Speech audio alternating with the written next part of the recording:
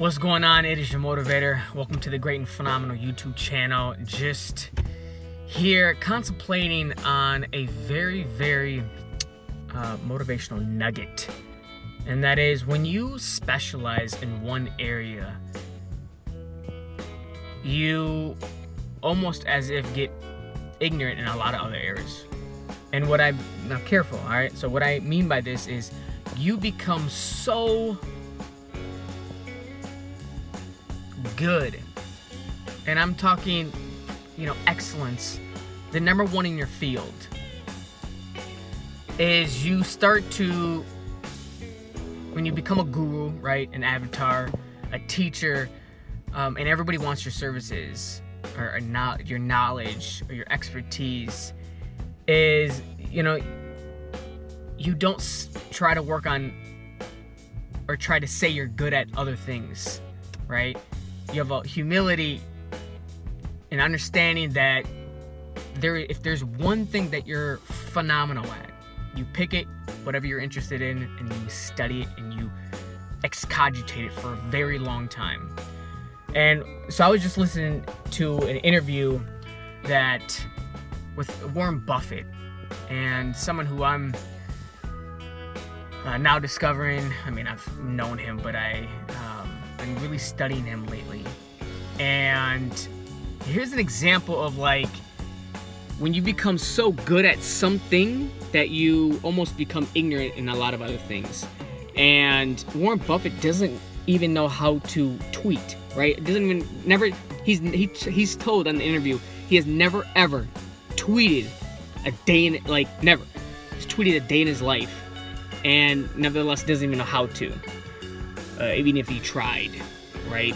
And it's in this 20th century, and technology is crazy. He doesn't even bother to try to learn, and I love this because so many people are so focused on the social media aspect and trying to get successful there, when that's fake and phony. That is the most he has the most old style G type of way, the OG, the fundamentals of success. And what the funniest thing is, even people in the investing world don't necessarily like his way of investing, but guess what? He's the richest person in the world, right? It's because he discovered something that he was interested in, right? That one thing, and he studied it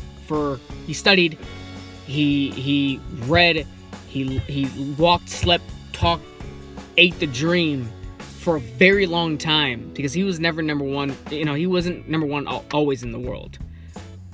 But it's so interesting to study someone who made some very specific and intentional and deliberate steps on becoming the Warren Buffett, right? Because Warren Buffett wasn't always the great and phenomenal Warren Buffett. So when you're out there in the world trying to figure out what you want to do, remember that the most successful in the world, whatever success means to you, right? In this specific example that I'm talking about, illustration, I'm trying to, we're just talking about economics, and someone who's very humble, but yet in a extremely an authoritative position, who is a guru of all gurus, right?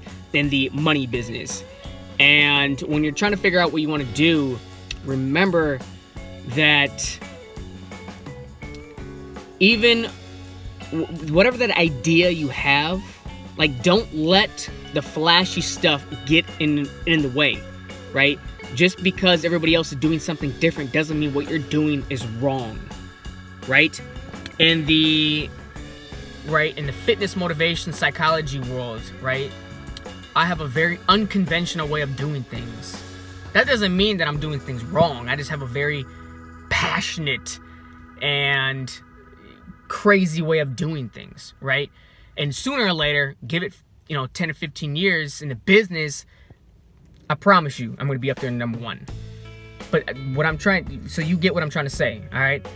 Whatever you're trying to find in the world, don't let the flashy stuff get in the way, because Warren Buffett isn't flashy. He doesn't do his way of investing. He doesn't do the whole quick in and out selling bonds, stocks. No. He doesn't do that. He doesn't even look at the prices. He doesn't even look at the numbers. What he looks at is the business. How well, historically speaking, is the business? What do they do? How do they run?